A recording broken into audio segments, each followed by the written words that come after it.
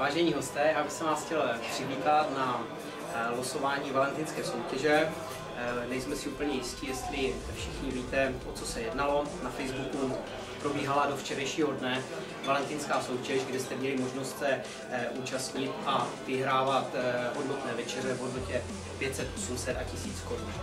Rádi bychom vám tohleto soutěž přiblížili tím, že necháme naše hosty přes obědový menu vylosovat tady tyhle výherce, tak aby jsme získali důvěru a popřípadě vás nalákali na další soutěž.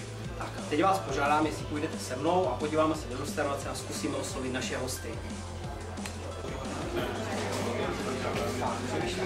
Zkusíme se zeptat tady. Určitě.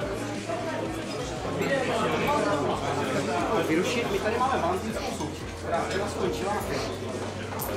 Kde naše hosté mohli zkusit vylosovat výherce. Je možný, že někdo z vás nám mohl tady šáhnout do našeho osudu. Budeme teď losovat večeři v hodnotě 500 korun. Já vám to dovolím ještě tam vycházet.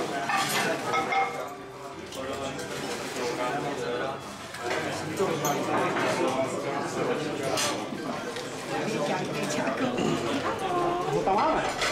Vojtis El Nemino. Vojtis El Nemino. To je zajímavý tohle. Děkuji vám. Kdo ji dáme? Určitě.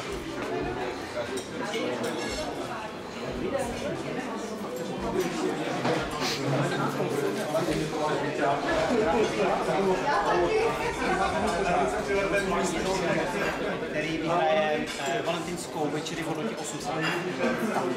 To někdo z vás? Já ne. Zkusíme vás. Tak jo, teda.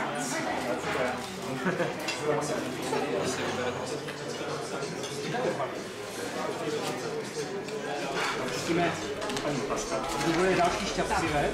Pane doktore. Jmenovky. Výherce v hodnotě 800 korun je Iva Konečná. Skvělý, děkujeme. A ještě vylosujeme jednoho výherce.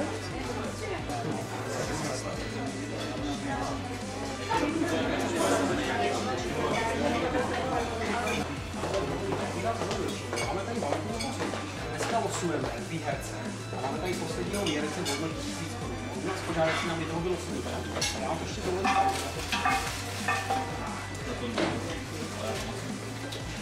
Víte rozvalí, tak podíváme se, koho tam máme. Verunka Kalátková vyhrála večeři v hodnotě 1000 korun. Děkuji moc. A tímto bych losování ukončil. A doufejme, že se uvidíme s výhercemi na svatého Valentína během večeře.